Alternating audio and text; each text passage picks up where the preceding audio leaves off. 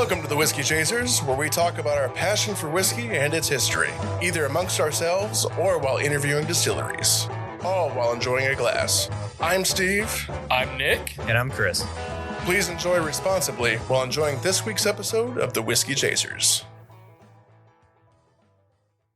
J Rieger Co, or just Rieger, is what I've seen at most of the places.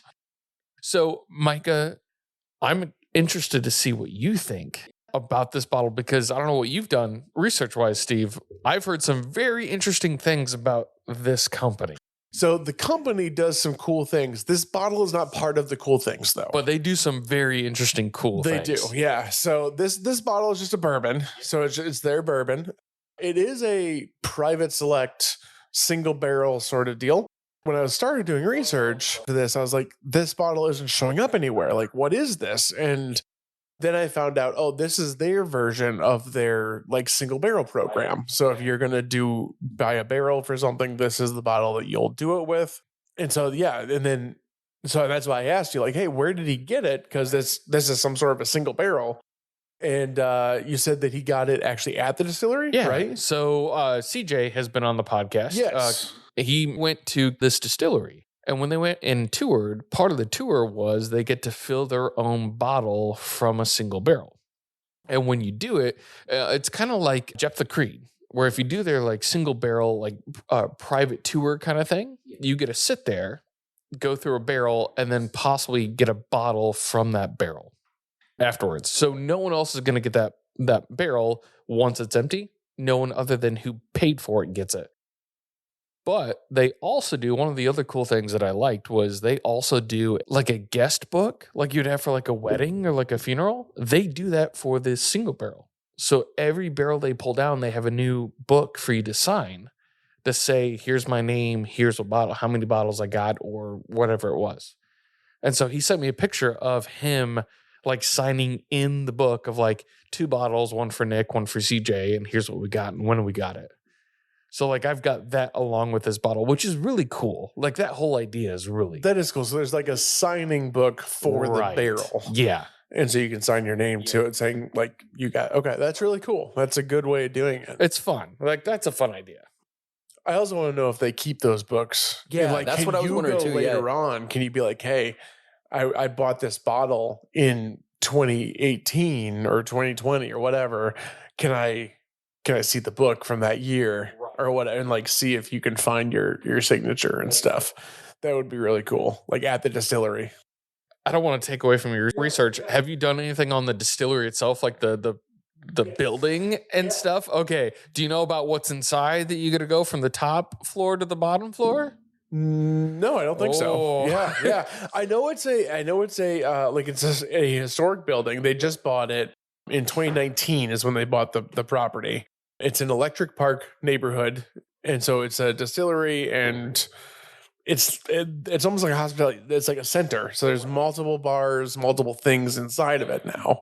But what's on the first and second floor? They actually got started because of a brewery. And so part of their brewery, some of their fun experiences from the top floor. So apparently when you do the tour, there's a top floor, and they have a giant adult-sized slide to go down from the top floor to the bottom. Oh my gosh, that would be awesome. Right? Yeah. So one of my roommates from college lives in the area, and he's like, dude, you've heard of this? Like, there's a slide in there. Like, and sent me a video of him going down the slide. And I was like, oh, how, when? Like, how do I get there? Like, I want to go down the slide. Like, the thing's so cool. But he's like, yeah, that's the attraction. Is like, adults are like, I get to go on a tour and then go down a slide. Sign me up. So do they get to do a sampling, a tasting first and then go down? Okay, good. Yeah, that's a good way to say it. At least from what I understand. Yep, safer. that is 1,000%. What they didn't tell you is at the end of the slide is just a bed of nails. Right.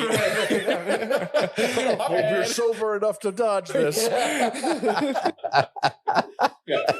But apparently, from what I understand, is the distillery got its start from a brewery and then started distilling from there, or like kind of tacked on from there. It could be. When you go to their website and look at their history, they don't talk too much about their brewery time. I think that was probably a way to get started. Like that was a way to get some money going and get some cash flowing. The owner is the great grandson, three greats grandson of Jacob Rieger, who started Jacob Rieger and Co. Right. So he started Jacob Rieger and Co. I don't know. in 1887. So this was started way back when as a distillery in That's the J 1887. That's the J. Yes. That's the J. I've been Rieger. wondering what the J was. Got it. So Yes. Jacob Rieger was the Jacob company Rieger name. is the yes. Yep. So they started the Jacob Rieger and Co. in 1887 is when they got going. At that time, though, a weird thing about them is that they were a mail order whiskey company. So they had over 100 products, but they did mail order stuff. So Back in they were the Sears and 1887. Roebuck of whiskey. All I can hear when you say mail order is mail order brides. I know exactly. And I'm like, well, wait, mail order whiskey. Got it. So only men were ordering the whiskey. well, not only that, but it's, the other piece is like, so it's mail order, and I'm picturing like people delivering this on horses, right? I mean, maybe not. I don't know. I know that I'm sure that trains were around at that point. I'm Sure, terrible yeah. at. Yeah, definitely trains were about. Yeah, But still, that last mile delivery, like you got, from the train station on is probably horseback. Some guy riding his horse. I mean, this is 1887, so like 1880s, yeah. Well, 1900 is when the it was Oh, okay. 1887. I was thinking 1900 is when Alexander Rieger took over, and he was kind of the business mind of it, and he's turned it into the mail order deal. But Sears and Roebuck, was super hot a little bit after that. Sears stores that we know today started as Sears and Roebuck. I'm sorry. Are there more? Are there still Sears that's right. around? As we Yeah, do there's as a few. children. Yeah, as children. You youngsters living, you 21-year-olds that The are on here irony. listening. Yeah, I know, yeah. So Steve came downstairs to the basement. We're recording. Steve pointed out the air hockey table, and he goes, "Oh, this is new. It's from Sears. From when? Like 1990s of some kind, somewhere in there, maybe early 2000s." You kept it for your parents. Or your parents, parents kept it. kept it. Your parents. Yeah, that's right. Yeah. Did I keep it? My parents kept it. Am I really glad they kept it? Yes. Can I find replacement parts? Nope.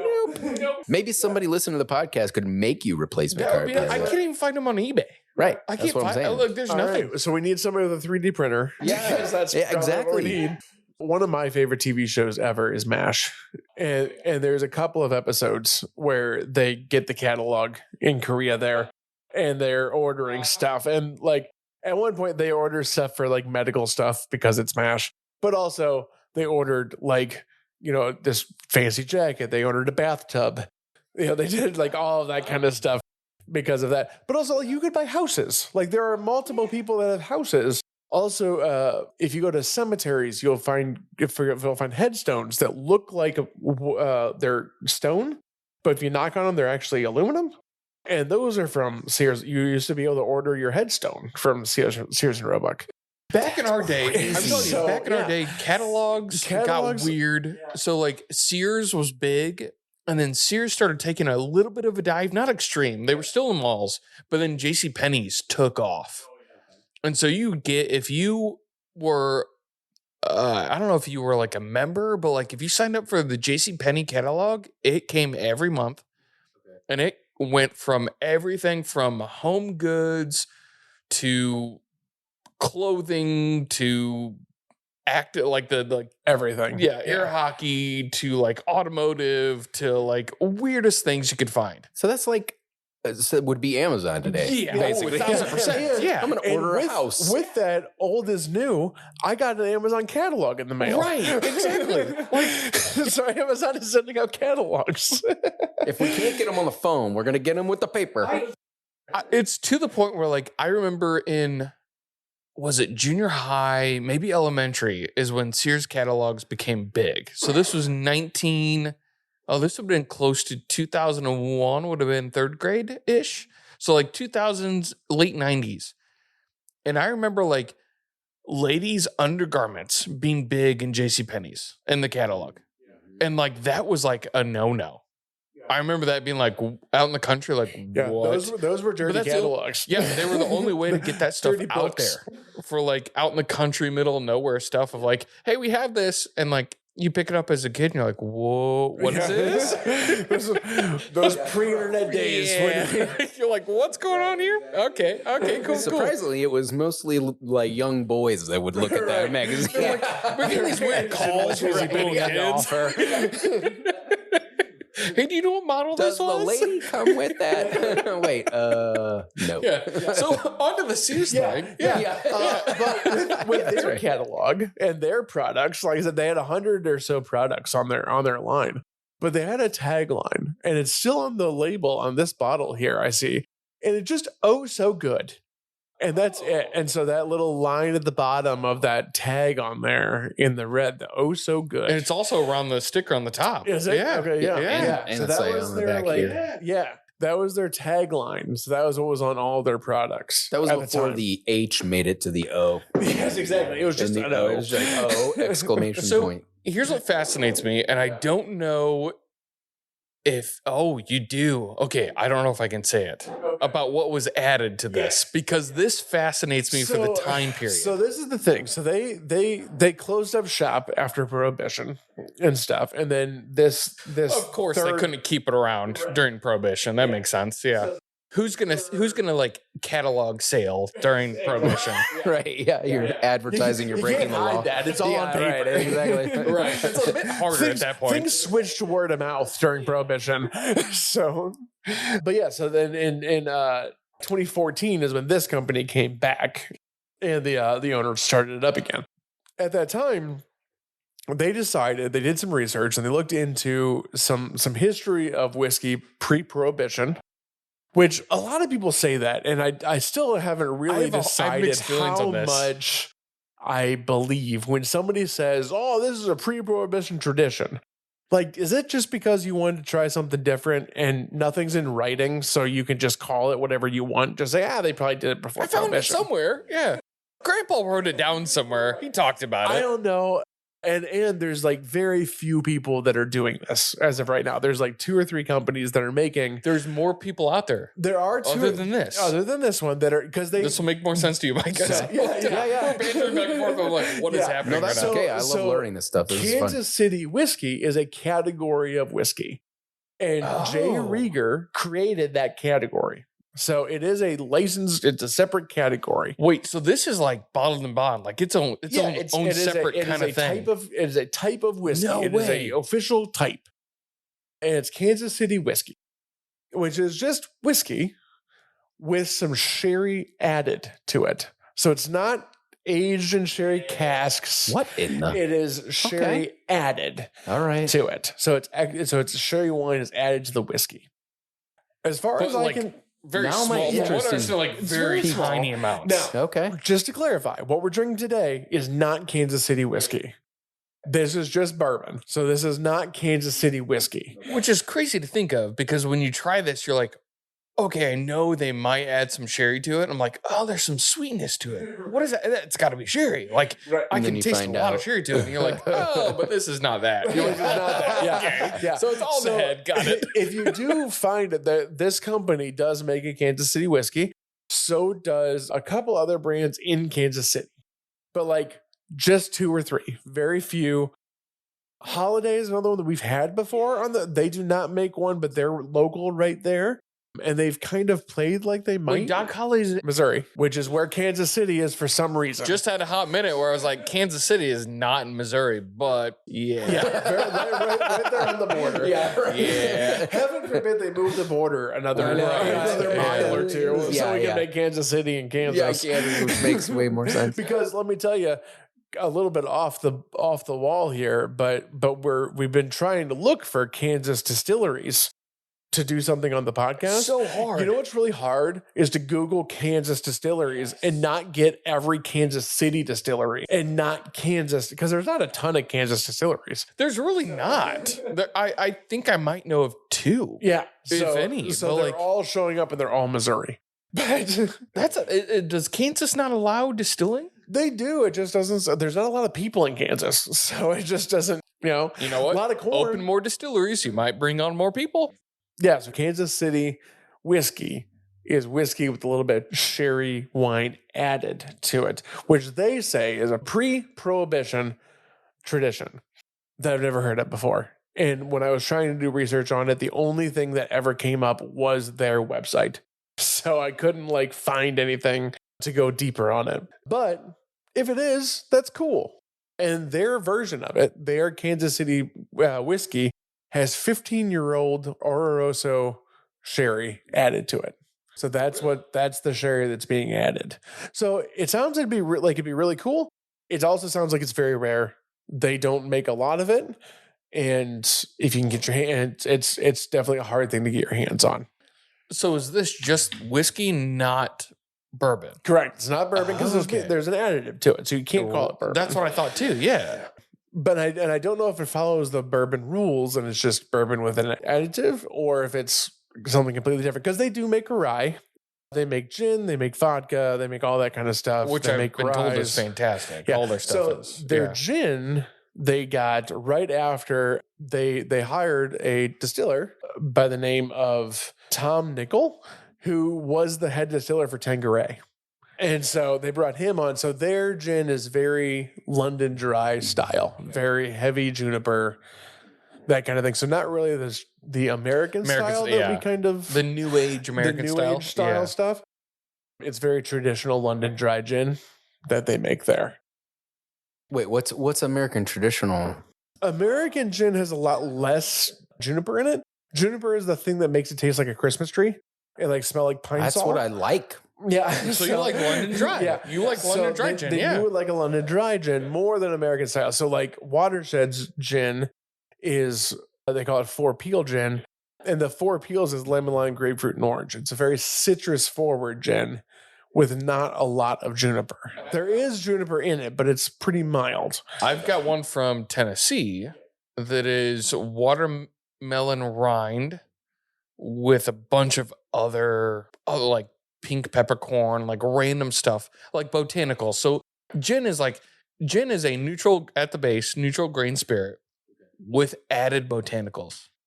Some of that has to be juniper, but there's no, from what I understand, there's no like regulation that says like whiskey has to be 51% corn. It doesn't have to be 51% juniper.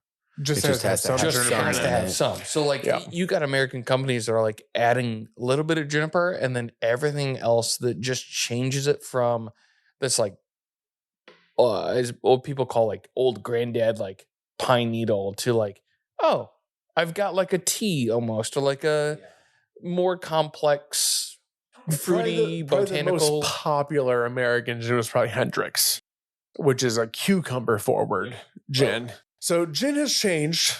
And so for anyone out there that is like, oh, I hate that pine tree stuff that I had in college, go out and find an American gin and try it. And don't find this one. It sounds like don't find this one. If you're in Kansas City, you're probably not going to like this one. Probably not going to like if you that don't one. like the gin flavor. But try some gin. Gin is better than it used to be. If you don't like that, we're trying. And so, like, get the word out there. Try gin again. So gin on ice. Gin on ice is great. I also, like you, Micah, like a good London dry gin. I'm a big fan of Bombay Sapphire. I'm a big fan of Tanqueray. Are you? Just normal Tanqueray. Yeah. See, Bombay Sapphire is my go-to London dry gin. That's the one that I like the most. But I've had Tanqueray. I don't mind Tanqueray. I'm not a huge fan of Beefeater. Okay. That's probably the other like really popular one of like that level of gin. There's like Seagram's or whatever. But for like that kind of level of normal gin, Bombay Sapphire is my favorite. Does a Watershed make a lavender gin? It is. It's not lavender. It is tea. It's chamomile. Yeah, chamomile. Tea. Yes, the gilded gin. That might be the one that my wife likes a lot. If I'm not sick and I want to make myself a hot toddy, so like normally a hot toddy has whiskey in it, and that's great if you're sick, and it'll really cures what ails you. But so does high proof whiskey, right? But if I would like the flavor of it, and not necessarily looking for the high proof, I'll use that instead because a hot toddy is tea. It's black tea, lemon, honey, and whiskey normally. But I'll use the chamomile gilded gin from Watershed because that goes really well with that tea. It's a super great cocktail. Yeah, that's a great idea. If you're talking gin, like so there's also a thing of like switching. I don't know if it's part of London or not, but there's Navy Strength gin, which I don't know if that's American or if that came from England. It's from England. So it's from their Navy. It is high proof gin. I mean, it's like 120 proof gin. Yeah, I'll have to try that one. So that might be too high for me for gin, at least. Fantastic. So, It is I'm wonderful. sure it is. Yeah. I mean, of course it is. We're talking like flavor. Like you get the most, you get less in your face pine kind of thing, but you get more of like a flavor. Here's what I'm pulling out of it.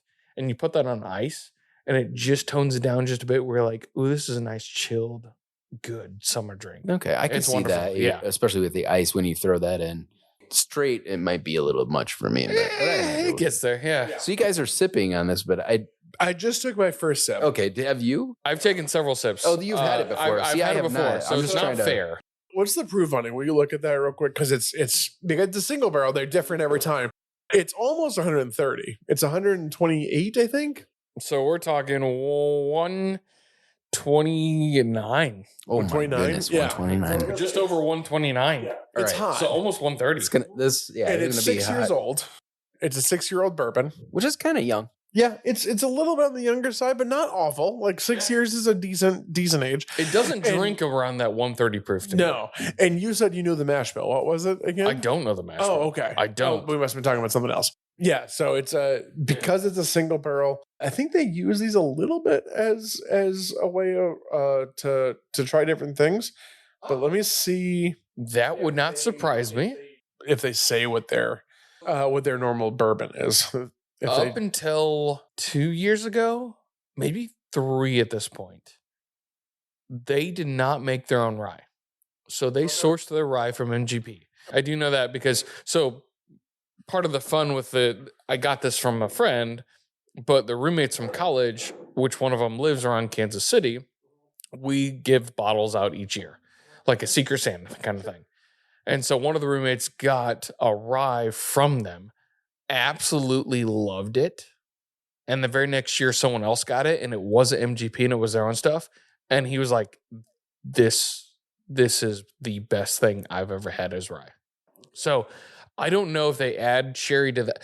Ever since I've heard the whole story of sherry, I'm like, are they adding sherry to this? Are they doing it to that? Like they would label it Kansas City whiskey if they are. so what I was told during the tour. So CJ took the tour, and from what he understood was every little bit of their barrels, no matter if it's bourbon or not, gets sherry, just a little bit of sherry added to it because they found a workaround within the rules of bourbon that allowed them to add just a small smidge percentage of sherry or something into it and still call it bourbon. And I was like, I don't know if that's what it was, but that would be super interesting. Because I mean, I know the mash bill has to be 51% corn. Could we add in some sherry and call that part of the mash bill? Right. Like, is that part of the workaround? Like, what is the workaround that allows them to do this? And it sounds like it's not necessarily bourbon. It's their own designated It's their own whiskey. thing. Yep. Yeah. So it's like rye whiskey. It's essentially like Pennsylvania rye, Maryland rye. Like we have our own style of this whiskey. Kansas City style is we can add a little bit of sherry in with it and still call it whiskey without it being flavored whiskey. You know what I mean? Which is intriguing to me on how they got around that. Because I don't know a single company that can add any additive and not get around calling it like a flavored whiskey or like Yeah, which I think what they did is they created a style. So now you know Kansas City whiskey They have has that. sherry added. Yes. So I did find the mash bill for their normal bourbon, which may be the same as this. It's 56% corn, 30% rye, and 14% malted barley. So no wheat at all, but there is malted barley. It is sweeter. What was the corn again? 56. They also do a sweet mash. Okay. Oh, So they don't that do mean- sour mash. They don't do a sour mash. They do a sweet mash. So sweet mash means that sour mash is kind of like sourdough. You have a starter. You reuse the fermentation from a previous batch. Sweet mash means that you're starting fresh every time. You're not starting with anything previously. Which, if they came from a brewery, that is very interesting to me. That's harder to do within a brewery world. Yes. Yeah. So give me an example of a distillery that will like reuse the like Jack start- Daniels. Most of them. So I would say don't think I knew that. 95% of top distillers reuse. Yeah. Because they want the same flavor every time. Oh, okay. I see why. Okay, that makes sense. Okay, Jack I didn't know Daniels that. Okay. markets themselves as a sour mash. Okay. Yes, I see. Okay. No. But I most people, if read they that. I don't say, like if they don't say if they're sweet or sour, they're probably a sour mash. Because sweet mash has become something you would advertise because it is a little bit more complicated. It's a little bit harder. It makes things a touch more unique.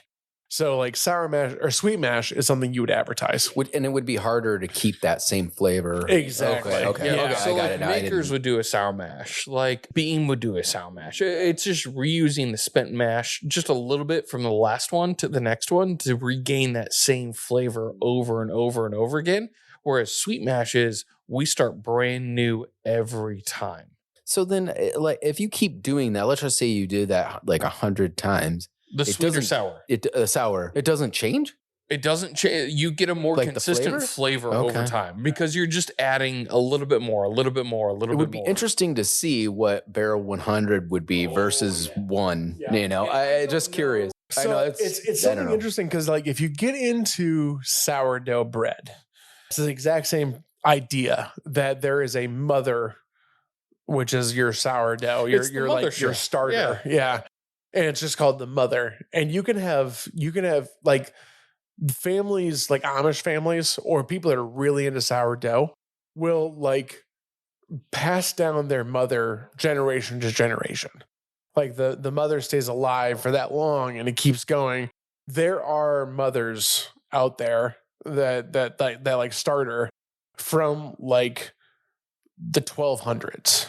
Like there are mothers that have been around forever because it's just it's not like had it's no that idea. old. Yeah. It's being Reused, spent and yeah. it's growing. So it's like yeast. So it's growing stuff. So it's not like that thing is 1800 years old, but there's the genes are that old. Right. Yeah. kinda thing. It gets That even makes more sense. crazy. Yeah. So my sister got into bread making, heavily into bread making, to the point where she has her own grain mill now. They make tabletop grain mills.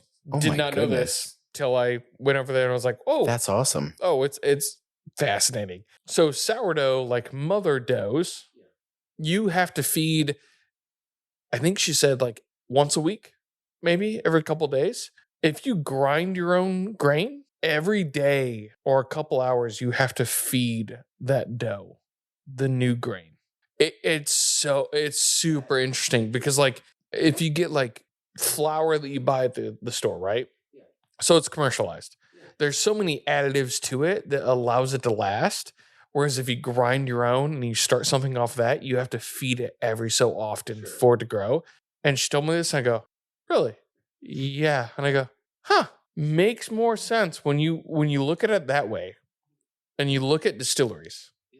And you look at everyone that like grinds their own, uses their own like spent grain, like naturally spent grain, grind everything. Every couple days or like hours, they're refilling. So if they're doing sour mash, it's going to be like maybe a couple day process, and they're taking it back and then starting all over, taking it back and starting all over. Wow. Okay. Whereas sweet mash is like, we're done, we're going to start again. We're done. I look at that, I'm like, wow. All right. Kind of understand the price difference ish, but I also understand the price. Like, man, like you're talking like I can only use this for so long and then I'm done. Or I have to use it within a certain time frame or it's done. That's crazy to think of. Amy and I tried to get into sourdough, and that was our issue, is that we didn't use it enough because it's growing. So like you'd put it in the fridge and like you have to make a bread. You have to feed it. like every like 3 days. Otherwise, it just dies, and then it goes rancid. Heaven sour forbid you go on whatever. vacation for 2 weeks. Exactly. Yeah. Someone has to come over and feed it like a plant or like an animal. Like, what is going on? That is nuts to me. And so, and there's like a whole bunch of recipes out there for they call it sourdough leftover or something like that is what they call it. And so there's like waffle recipes and stuff. Or like, I think Laura did like cinnamon rolls. Yeah, cinnamon rolls. Just to Discard. use it. Discard. There we go. Thank you. Discard. Yeah. Sounds Discard awful. recipes. You're my discard. Except for it's probably super tasty as well. Yeah, exactly. Oh my gosh. It's sourdough is a weird world, and like it really took off during COVID, and we tried to join it. did. Because no one was traveling. You ate all the time. You're stuck at home. So let's make You're some sourdough. constantly arguing with each other because you're with each other I gotta feed constantly. my jar, I gotta okay? feed my jar. Where's my sourdough? I don't know. Find it yourself. It's starting to die down a little bit now, but sourdough really had its moment there for a little bit. But to bring it back to the sweet mash. Yeah. So this is a sweet mash. They use both a column and a pot still, so they use them both. They do a double distillation. For everything? Or like Like their a whiskey? combination of a unique two-step distillation process that leverages both our pot still and our column still. I'm guessing it goes through the column still first, and then goes through the pot still to And finish they it don't off. make a ton. They don't make a ton, but they do. They now have a pretty big operation. But are we talking like, are they craft versus? I think they're still craft. Okay. Like they're 'cause not that big. I don't get the dusty corn, dusty No, barn definitely feel of not. this. They Yeah. have a rick No. house with 9,000 barrels in Well, it. it makes me wonder if like that unique two-step thing is kind of pulling that flavor out. It could be. It also is, like I said, their rick house holds about 9,000 barrels. So they're at a decent size now. Like that's beyond, I think that's beyond Watershed. I think that's beyond anybody that we would call probably beyond Jephthah Creed. I would say maybe anyway. Although when you sent me pictures of like, oh, what are we going to talk about and stuff, and like picking up brand, the reason I picked this one is because I just saw here on Ohio shelves a Rieger bottle. No, what? And so there is now, like they are Of in what? Ohio. Oh, of their whiskey, their bourbon, their rye. It's just their bourbon. They're straight bourbon so whiskey. they're trying to get in. Okay. So they have one bottle in Ohio. And it just showed up like within the last month or two, like pretty recent. People in Ohio listening, Yeah. go buy that. Yeah, right. Like, I don't care if you drink it or hand it off as Christmas gifts. Right. Just Buy it. so that they keep it. Yes. Yeah. So they keep it and then they can bring in more because I'm telling you, their rye they make is amazing. Yeah. It's so good. Yeah, Ohio is weird. It's like as long as you can prove Yes. that you can sell these bottles, we'll give you more space on the shelf. So Jephthah Creed did the same thing. They brought in one, they did really well for the one, and they brought in more. yeah, I Because noticed that. Ohio, Ohio said you can bring in as many as you want, but for the first year, it's a trial. Whatever you do beyond, like over the entire like 5 or 6, we look at and either we delist you or we say you did really well for the one. So you sold thousands of cases of one, or you sold thousands of cases of 6. And if it's thousands of 6, we're not worth it. If it's thousands of one, then they're like, oh, you're worth it. Stupid thinking right there. Like just dumb thinking right there. But again, if you're in Ohio, please buy the crap out of this. Yes. I mean, I've seen it on the shelves. So Have you? yeah, I can't remember what the label was like. I've It was never not this seen one this. clearly, but It's a blue label. But Blue and red but or you blue said and that- gold almost. Yeah, Yeah, I'm I've sure. never Is that seen probably this. like a Kroger or something? Yeah. I mean, not anywhere fancy. Like I said, it just showed up within the last couple of months. You mentioned that, and I was like, okay, that I have seen it then because it rang a bell. So, What's this selling at? It's like $40, I think. It's like a $40 bottle. that's reasonable. I think That's okay, this yeah. one was about 70, maybe Yeah, 80. yeah. Which for a single barrel, Yeah, private stock stock, with yeah. a tour, that makes sense. And it's 130 proof versus their 90 proof, which is their regular stuff. And so that's the reason I picked this, is because I've seen this label on the shelves. It's kind of new. I was curious if it was worth picking up or not, so I'm going to give it a shot. And I will tell you, with this bottle, it is, like you said, it doesn't taste 130 proof to me. It's proof down a little bit. It still tastes hot, like 115 or so. Like but definitely not where it resides. Yeah, it reminds me of Jack Daniels. Like Jack Daniels barrel proof or like barrel proof rye almost, where it's sweet, still has somewhat of a proof like in the back, but it's not extreme. It is not in your face. Yeah. That's where the proof is on the back end. Like it definitely comes back and like burns you on the back end of it. And so like it may be like for me, I would want to proof down a little bit from this because it doesn't like a lot of things that I have that are a high proof that I really enjoy have a long finish. I like that long hot finish, but this one, it does have that, but it kind of stings. It has that like kind of acid. It burns in the back.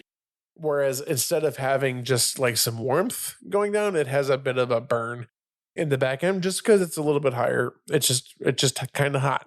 But flavor wise, I like it. It's nice and deep, which has kind of become one of my bigger concerns when it comes to stuff is that it's not very watery or like here it is and then it's gone. It lasts for a while. It has a good finish. And it is sweet. You're right on that. I if I were guessing the mash bill, I wouldn't have thought it was 30% rye. I would have thought there would more wheat or barley or something, which there is a high malted barley, which that's maybe where that sweet kind of creaminess is. But being 30% rye surprises me because it doesn't really have a spice kick like a rye does. Mm-mm. No, definitely not. One thing that also was interesting is like this doesn't drink like a 6-year for me. Like, this is 6 years, right? Right. Yeah. So What's it drink like? It's not. It doesn't taste young.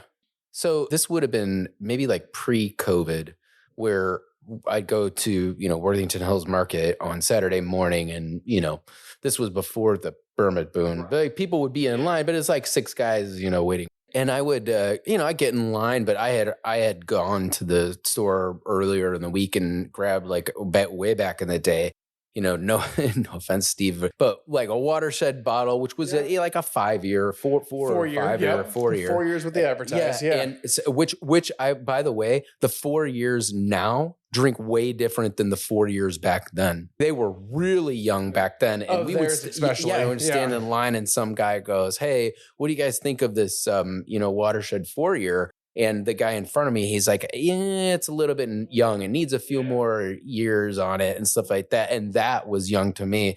And what it really tasted like was like lower flavor and higher, hotter for me, at least. Like that's how it came off initially. Now, these days when I drink a 4-year Watershed, not the same. Completely different experience. Now, with a 6-year, before I took a sip of it, I was like, oh my gosh, this is going to be kind of young. And in that same vein, I did not get that from this.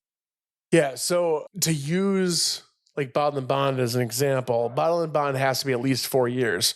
Bourbons usually are between 4 and 6 years. That's kind of the normal range. And it's under 4 years, that's when it's really young. But like you said, Watershed before, like in 2020, was a MGP product. It was 4 years old, but it was just kind of thin.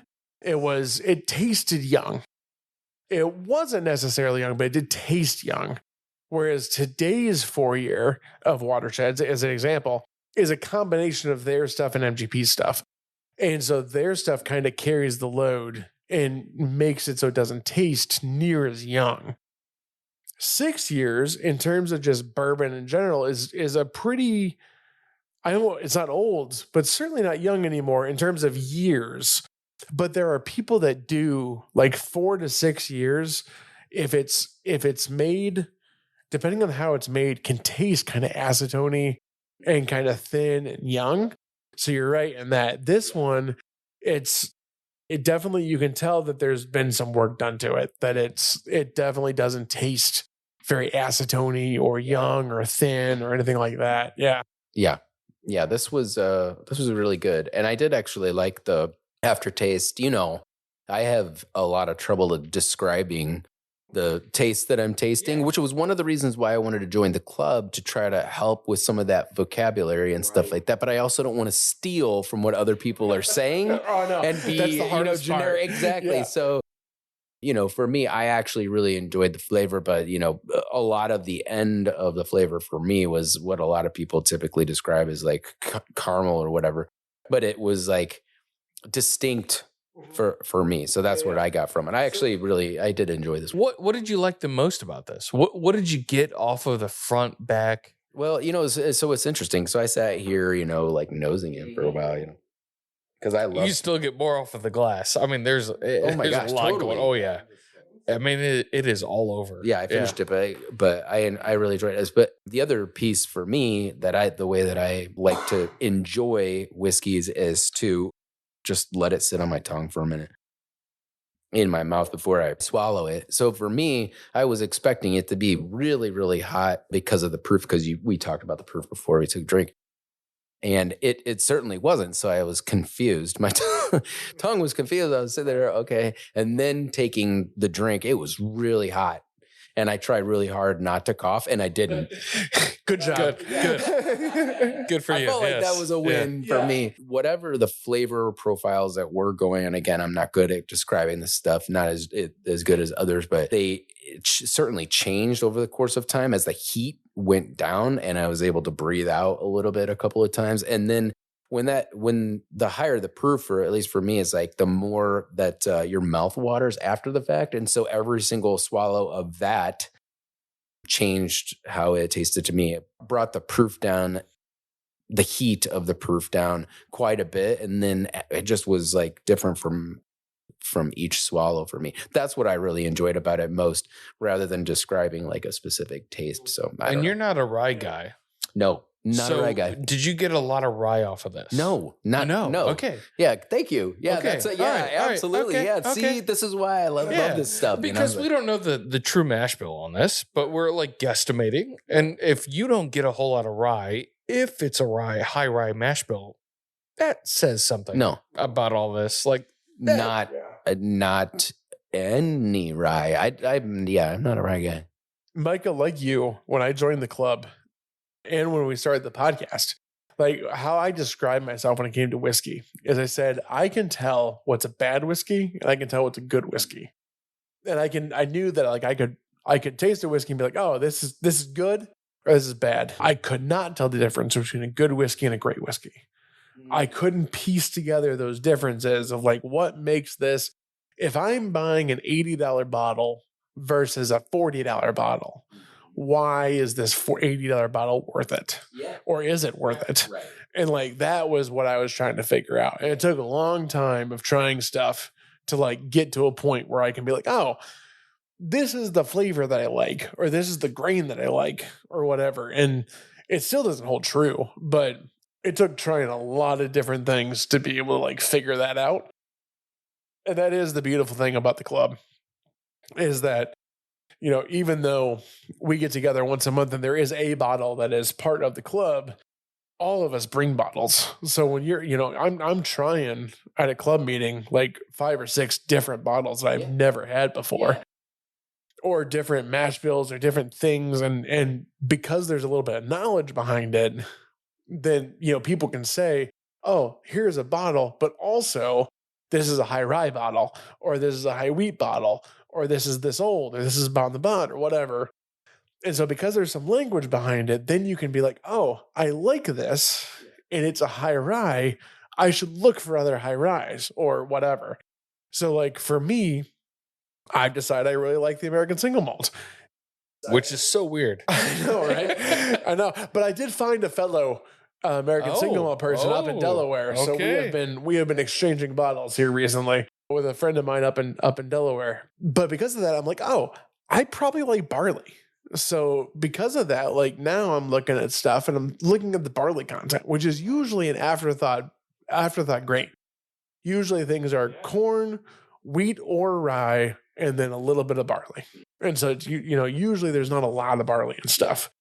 So like this bottle, I really enjoy it. It also happens to be 14% malted barley. Maybe there's a connection there. Yeah. Like maybe that's the reason that kind of creaminess or fruitiness almost from it is maybe because of that. And that's maybe why I enjoy it. So you can think about things like that as you talk about it and get more in the whiskey world and kind of add a little bit of science to the art. which supposedly Journeyman has added an American single malt that's not normal to their lineup. Fantastic. Recently. So next time you're there, Micah, because Micah, you're the one that goes to Journeyman the most often. Nick was just there. I was just not that there, long and they ago. talked about it. I was like, I can't find this, and they're like, yeah, it's coming out. And I was like, why did you tell me? Well, I mean, I'll be there. I'll be there in I December. can tell you right now, if you see one of those bottles, go ahead and pick it up, and I'll buy it. Okay. So, All right, absolutely. any of those places that do that, you were just at Indiana Whiskey Co. right. And you said that So they have this one. is crazy. So And, Indiana Whiskey Company, I was just there 2 weeks ago. Right? Yeah. So I tried their American single malt. I hate American single malts because it's not bourbon. It doesn't have that like depth. It doesn't have what I want. It's a whiskey, but it drinks like a gin. Is that fair? Yeah, I think so. I equate American single malt to like a Speyside Scotch. It's like it's not very peaty or whatever, but it has a little bit of smoke. It's a single malt, so it's like a mixture. I equate it to a mixture of a Speyside Scotch and an Irish. Is kind of where I put it in flavor. This was the best American single malt I've ever had. And this was out of where? Indiana, South Bend. It is in South Bend. Oh, okay. Indiana Whiskey Co. And this is South Bend? Yeah. Okay. It's in the part of South Bend that you drive by and go, There it goes. there's a warehouse. Okay, got it. It's in the middle of nowhere. So, like, where is this in juxtaposition to Notre Dame? I was gonna. I mean, maybe 15 minutes. okay, north, south, east, west. South. Oh, okay. Notre Dame. Yeah. Oh, Yeah. okay. Oh, it is a tiny little outfit. So it's a little tiny place. Yeah. I mean, little tiny it place. is, yeah. So I gotta believe that J Rieger is a little bit bigger. Yeah. I don't know. They have a I mean, pretty I good could be sized wrong, brick but, house. like- They've got and they're like I said, their hospitality center is what they call it, where their distillery has like multiple bars. Then they have some. Oh, so this might be Restaurants the and stuff in it. size of their whole thing, It kind of sounds like what Journeyman is trying to do with their new location, which is beautiful. where by like the way. has a lot more restaurants and kind of a more like other people are invited in, kind of a almost mall like a little bit. But so Rieger bourbon, yay or nay? Micah? What are your thoughts on Rieger? Yeah, I would 100% buy a bottle of this. What did you say the price point was on the? That one is a single barrel that's not available, but just their regular bourbon in Ohio is $40. Oh, okay. 100%. Next time I see this in the store, I will get a bottle of it because I think this is a good go-to, quite frankly. And I mean, if this is any indication as to what it will taste like, then yeah, I actually really did enjoy it. So yeah, I'm a yay for me. Feeding personally. off of that, I think that their regular stuff at 90 proof, I might like a little bit better than this one at 130. Okay. Like good I think job. 100, like 90 Yeah. might be too low. I don't know, but I think 130 is a touch too high. I think if you brought it down, like maybe a bond version or something, I'd be really game. 90, I haven't tried yet, so I can't say that for sure. But I'm guessing that I'm probably going to like it. If you see this, buy it. Because I guarantee you the rest of their offerings are worth every penny. If we can get them into Ohio, they're worth every penny. All right. Well, next week when I'm doing tastings for Watershed, I'll pick up a bottle. Since I'm always in liquor stores, so I'll pick Perfect. up a bottle and we'll add one more to their list. Yeah. Love it. And That so would we be can great. all try what their 90 proof I would version love is. it. Yeah, that'd be some. That sounds Yeah, great. Yeah, interesting to Yeah. taste that one. I've been perfect. thinking about it anyway, just because it's different. But now I've tried something of theirs, and I can say I at least like their idea. That sounds great. Awesome. We'll Till see next you time. till next time. Yeah. Thanks, guys.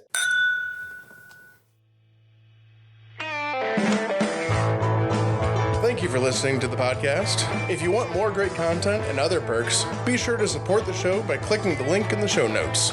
We can be reached on our website, whiskeychaserspod.com, with any ideas for the show. Thanks again.